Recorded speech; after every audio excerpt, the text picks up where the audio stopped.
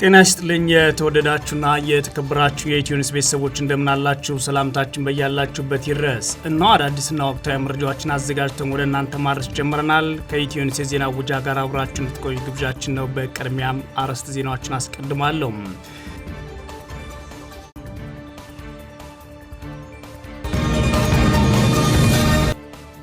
የአማራ ፋኖ ብሔራዊ ንቅናቄ መሪ አርበኛ ዘመነ ካሴ የብልጽግና አገዛዝን በአውደ ፖለቲካ አሸንፈን በአውደ ውጊያ አዝረክርከነዋል ሲል ተናገረ። ዘመነ ካሴ የፋኖ ኃይሎች ዛሬ ላይ አንድ በመሆናቸው ከነገ ጀምሮ ሞት ላይ እንሰልቃለን፣ ሞትን እናሸንፋለን፣ ነጻ እንወጣለን ሲል አስታውቋል። አርበኛ ዘመነ የቀጠናው ኃይሎች ስለ ቀጠናው በተጨባጭ አብይ አህመድና ቡድኑ መወገድ በጋራ መታገል አለባቸው ሲልም ጥሪ አቅርቧል። በዝርዝር እናየዋለን። ብርጋዴር ጄኔራል ጎሽ ገብሬ በቁጥጥር ስር መዋላቸውን የትግራይ ክልል ሰላምና ጸጥታ ቢሮ አስታወቀ። ጄኔራሉ በቁጥጥር ስር ውለው ክስ እንደተመሰረተባቸው ይገኛል የተባለ ሲሆን የተጠረጠሩባቸው ጉዳዮችን ቢሮ ይፋ አድርጓል። በዝርዝር እናየዋለን። በግሪንላንድ ጉዳይ ከአሜሪካ ጋር የተፋጠጡት የአውሮፓ መሪዎች ለአጸፋ ምላሽ እየተዘጋጁ መሆኑን አስታውቀዋል። አውሮፓ ማስገደድ አይቻልም ሲሉ ደግሞ የግሪንላንድ ደሴት ባለቤት የሆኑት የዴንማርክ ጠቅላይ ሚኒስትር ይፋ አድርገዋል። በዝርዝር እንመለከተዋለን። የሶሪያ መንግስት ራስ ገዝ የነበሩ አካባቢዎችን ለመቆጣጠር የሚያስችለውን ስምምነት ከኩርድ ኃይሎች ጋር ፈጽሟል ተብሏል። የሶሪያ መንግስት በኩርድ ከሚመራው የሶሪያ ዲሞክራሲያዊ ኃይሎች ጋር አፋጣኝ ሀገር አቀፍ የተኩስ አቁም ስምምነት ማድረጉን ይፋ አድርጓል። የተወደዳችሁና የተከበራችሁ የኢትዮ ኒውስ ቤተሰቦች አብራችሁ ስትቆዩ እነዚህና ይሉት ትሰማላችሁ። እንኳን ለብርሃነ ጥምቀቱ በሰላም አድረሳችሁ እንላለን። መልካም በዓል እንዲውላችሁ ምኞታችን ነው። የአማራ ፋኖ ብሔራዊ ንቅናቄ መሪ አርበኛ ዘመነ ካሴ የብልጽግና አገዛዝ በአውደ ፖለቲካ አሸንፈን በአውደ ውጊያ አዝረክርከነዋል ሲል ተናገረ። ዘመነ ካሴ የፋኖ ኃይሎች ዛሬ ላይ አንድ በመሆናቸው ከነገ ጀምሮ ሞት ላይ እንሰልቃለን፣ ሞት እናሸንፋለን፣ ነጻ እንወጣለን ሲል ነው ያስታወቀው። ጨምሮም የቀጠናው ኃይሎች ስለ ቀጠናው በተጨባጭ አብይ አህመድ በቡድኑ ላይ መወገድ አለበት፣ በጋራ መታገል አለባቸው ሲልም ጥሪ አቅርቧል። ጥር 9 2018 ዓ.ም የአማራ ፋኖ ብሔራዊ ንቅናቄ በሚል የፋኖ ኃይሎች በአንድነት ይፋ ያደረጉት ድርጅት ሊቀመንበር አርበኛ ዘመነ ካሴ ከአንድነቱ በኋላ የመጀመሪያው መልእክቱን ይፋ አድርጓል። ዘመነ ካሴ የአማራ ትግል መዋቅራዊ አንድነት ማረጋገጥ ከብዙ ጥረትና ጥበብ በኋላ ጥር 9 2018 ዓ.ም አሳክተናል ብሏን በይፋዊ መልእክቱ የአማራ ፋኖ ብሔራዊ ንቅናቄ መሪው አርበኛ ዘመነ ካሴ የብልጽግና አገዛዝ በአውደ ፖለቲካ አሸንፈን በአውደ ውጊያ አዝረክርከነዋል ሲል ነው ያስታወቀው።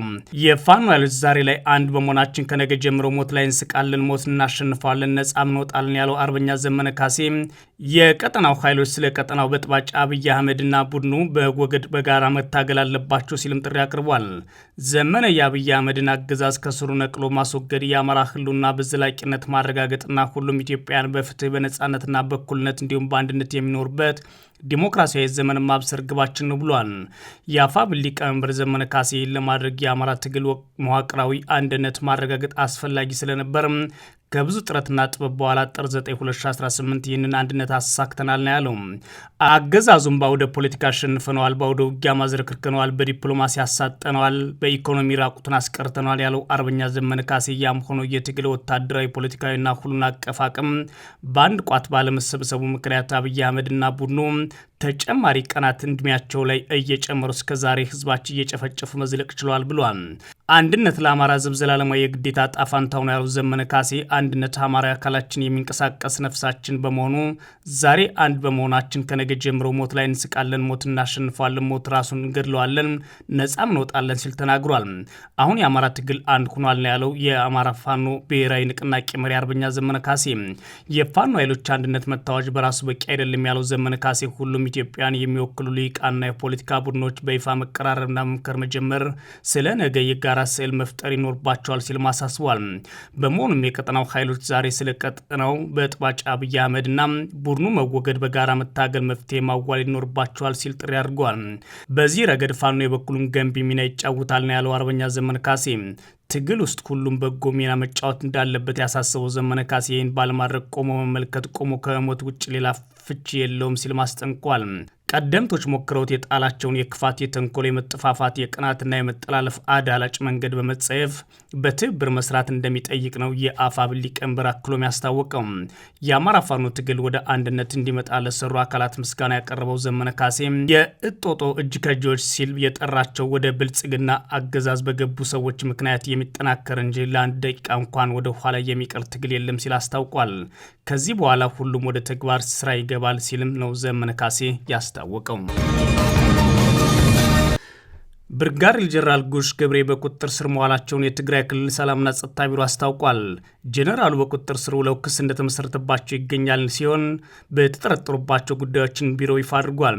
ጄኔራሉ ከጠላት ጋር ማበርና ሰራዊትን ለማፍረስ በመንቀሳቀስ ጠርጥረው በቁጥጥር ስር መዋላቸውን የትግራይ ክልል ሰላምና ጸጥታ ቢሮ ባሳውቅም በርካታ የህወሓት ተቃዋሚዎች ግን እስሩን አፈና ነው በሚል ፖለቲካዊ ትችት እያቀረቡ ይገኛሉ።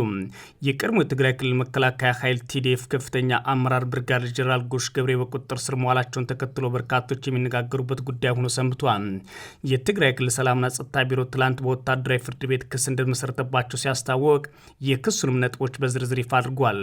ተሰውረዋል ተብሎ የነበሩት ብርጋዴር ጄኔራል ጎሽ ገብሬን አስሬያቸዋለሁ ያለው የትግራይ ክልል ሰላምና ጸጥታ ቢሮ ባወጣው መግለጫ ብርጋዴር ጄኔራል ጎሽ በቲዲኤፍ በቁጥጥር ስር መዋላቸውን አረጋግጧል።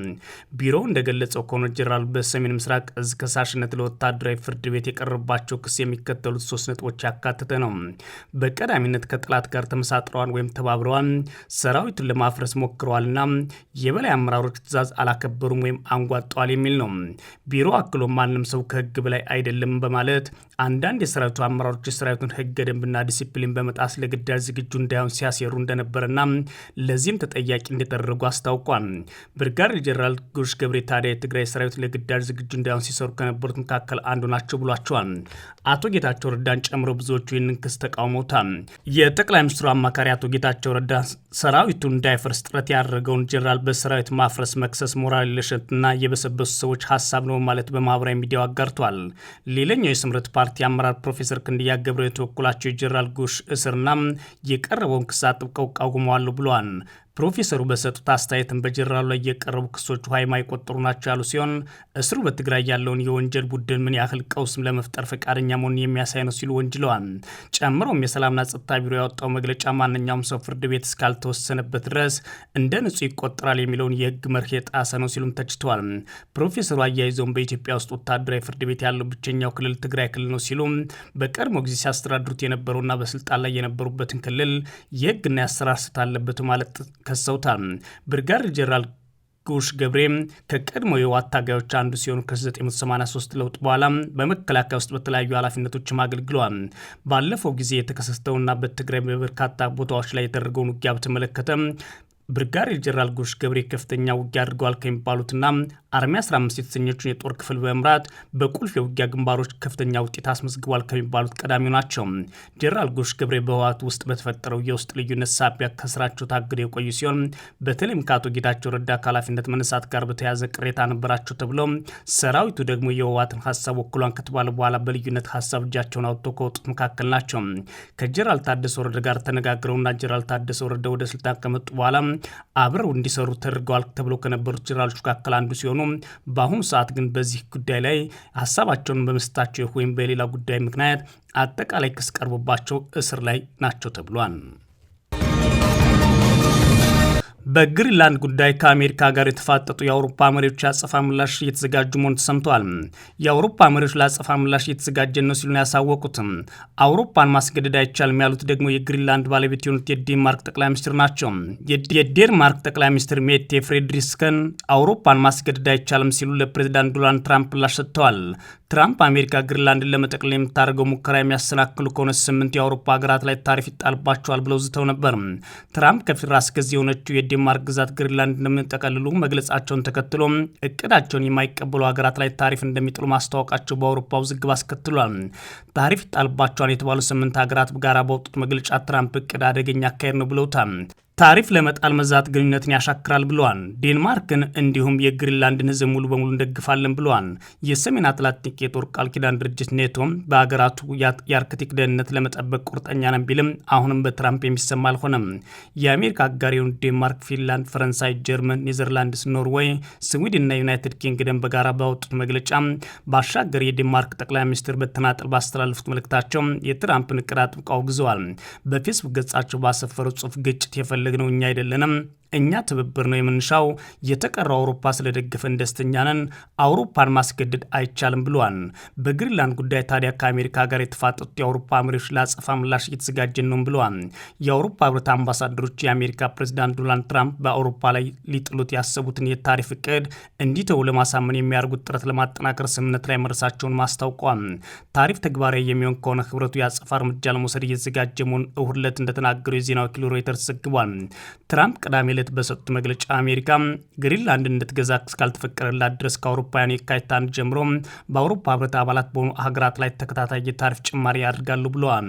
የታሪፍ ጭማሪ ይደረግባቸዋል የተባሉ ሀገራት ዴንማርክ፣ ስዊድን፣ ፈረንሳይ፣ ጀርመን፣ ኔዘርላንድስና ፊንላንድ ናቸው። የአውሮፓ ህብረት ሀገራት በኩላቸው እርምጃውን በማስፈራራት የማስገደድ ዘዴ እንደሆነ መግለጽ ኮንነውታል። የህብረቱ መሪ አሜሪካ ላይ እርምጃ ለመውሰድ ምንም አይነት አማራጭ እንዳላቸው ለመወያየት ለመጨረስ ሐሙስ አስቸኳይ ስብሰባ ጠርተዋል። ከቀረቡት አማራጮች አንዱ ወደ አውሮፓ በሚገባው 107.7 ቢሊዮን ዶላር ዋጋ እንዳላቸው በሚገመቱ የአሜሪካ ምርቶች ላይ ታሪፎች መጣል ነው። እስካሁን ድረስ ጥቅም ላይ ውሎ የማያውቀው የአውሮፓ ህብረት የጸረ ማስገደድ እርምጃ በሌላ አማራጭነት ቀርቧል። ይህ እርምጃ አሜሪካ በአውሮፓ ህብረት ውስጥ ትርፍ የምታገኝባቸው የዲጂታል አገልግሎቶች፣ የኢንቨስትመንት፣ የባንክ ስራዎች ወይም ደግሞ የንግድ አገልግሎቶች ላይ ገደብ የሚጥል ነው። እንደ ሮይተርስ ዘገባ አሁን ባለው ሁኔታ ከዚህ ይልቅ ታሪፎችን መጣል ሰፊ እድል ያለው አማራጭ እንደሆነ የአውሮፓ ህብረት ምንጮች ገልጸዋል ሲል ዘግቧል። የሱሪያ መንግስት ራስ ገዝ የነበሩ አካባቢዎችን ለመቆጣጠር የሚያስችለውን ስምምነት በኩርድ ኃይሎች ጋር ፈጸመ ተባለ። የሱሪያ መንግስት በኩርድ ከሚመራው የሱሪያ ዲሞክራሲያዊ ኃይሎች ጋር አፋጣኝ ሀገር አቀፍ የተኩስ አቁም ስምምነት ማድረጉን አስታውቋል። የሱሪያ መንግስት በዚህ ስምምነት አማካኝነት አብዛኛው የሀገሪቱ ክፍል በቁጥጥር ስር ማስገባቱን የሱሪያ መንግስት መገናኛ ብዙሃን ዘግበዋል። ለ2 ሳምንት ገደማ የተካሄደው ውጊያ የሚያስቆመው ይህ ስምምነት ታጣቂ ኃይሎቹ በሱሪያ ወታደራዊና የመንግስት ተቋማት ውስጥ እንዲካተቱ እንደሚያደርግ ተገልጿል። ስምምነቱ በአጠቃላይ 14 ነጥቦችን የያዘም ሆኗል። ፕሬዚዳንት አህመድ አልሻራ በደማስቆ በሰጡት መግለጫ ስምምነቱ የሱሪያ መንግስት ተቋማት የምስራቅና ሰሜናዊ ግዛቶች በሆኑት አልሳሃሳካህ እንዲሁም ዴር ኤዞርና ላቃህ ላይ ቁጥጥራቸውን መልሰው እንዲያረጋግጡ እንደሚያስችላቸው ይፋ አድርገዋል። ስምምነቱ የተደረሰው ፕሬዚዳንት አልሻራ በደማስቆ ከአሜሪካ የሱሪያ ልዩ መልክተኛ ቶም ባራክ ጋር ከተወያዩ በኋላ ነው። ባራክ ስምምነቱ ለተባበሩት ሱሪያ ትልቅ እርምጃ መሆኑን በመጥቀስ አድንቀውታል። የሱሪያ ዲሞክራሲያዊ ኃይሎች አዛዥ ማጅሉም አብዲ በስብሰባው ላይ እንደሚገኙ ቢጠበቅም በአየር ሁኔታ ምክንያት መጓጓዝ ባለመቻላቸው ጉብኝቱ ወደ ሰኞ መራዘሙን አልሻራ ገልጸዋል። አልሻራ አብዲ በቴሌቪዥን ባስተላለፉት መልእክት ስብሰባ መኖሩን አረጋግጠው ከዋና ከተማ ሲመለሱ ስለ ስምምነቱ ዝርዝር መረጃዎች ለሱሪያ ኩርዶች እንደሚገልጹ ተናግረዋል። በኩርድ የሚመሩ ኃይሎች የራሳቸውን የራስ ገዛ አስተዳደር የመሰረቱት ከ10 ዓመት ገደማ በፊት ሶሪያ የእርስ በርስ ጦርነት ውስጥ በነበረችበት ወቅት ነው። በአካባቢው አይኤስ ለመዋጋት ለእነዚህ ኃይሎች አጋር አድርጋ የወሰደችው አሜሪካ በትጥቅና ስልጠና ጠንካራ ድጋፍ ታደርግላቸውም ነበር። የኩርድ ኃይሎች በአሜሪካ ድጋፍ አይኤስን በአብዛኛው የሰሜን ምስራቅ ሶሪያ ያስወጡ ሲሆን የኩርድና የአረብ ማህበረሰቦች በብዛት የሚኖርባቸው አካባቢዎች ሲያስተዳድር ቆይተዋል። በፕሬዚዳንት አልሻራና በኩርድ ኃይሎች አዛዥ አብዲ በተፈረመ ስምምነት መሰረት የሱሪያ ባለስልጣናት የኩርድ የራስ ገዛ አስተዳደር ስር የነበሩትን የሲቪል ተቋማት፣ የድንበር ኬላዎች እንዲሁም የነዳጅና ጋዝ ማውጫ ቦታዎችን ይረከባሉ። የሱሪያ ዲሞክራሲያዊ ኃይሎች ወታደራዊና የጸጥታ አካላት ከሚደረግላቸው ማጣራት በኋላ በአገሪቱ መከላከያና የሀገር ውስጥ ጉዳይ ሚኒስቴር መስሪያ ቤቶች ውስጥ ስር ይጠቃልላሉ። በ10 ሺዎች የሚቆጠሩ የሌላ ሀገር ዜግኖች የሆኑት የአይኤስ ተዋጊዎችና ቤተሰቦቻቸው የሚገኙባቸው እስር ቤቶችም የሱሪያ መንግስት ይረከባል። የሀገሪቱ መንግስት በአንጻሩ ለኩርዶች ባህላዊና የቋንቋ መብቶች እውቅና ለመስጠት የገባውን ቃል በድጋሚ አረጋግጧል። የኩርድ ቋንቋን የይፋዊ ቋንቋ ማድረግና የኩርዶችን አዲስ ዓመት እንደ ብሔራዊ በዓል ማክበርን በዚህ ውስጥ ተካተዋል። ሶሪያ እንደ አውሮፓውያን አቆጣጠር በ1946 ከፈረንሳይ ቅኝ ግዛት ነጻነቷን ካገኘች በኋላ ለኩርዶች መብት ይፋዊ እውቅና ስትሰጥ ይህ የመጀመሪያዋ ነው ማለት ቢቢሲ ዘግቧል። የተወደዳችሁና የተከበራችሁ የኢትዮ ኒውስ ቤተሰቦች መረጃዎቻችን እነዚህ ነበሩ። መልካም ጊዜ እመኛለሁ።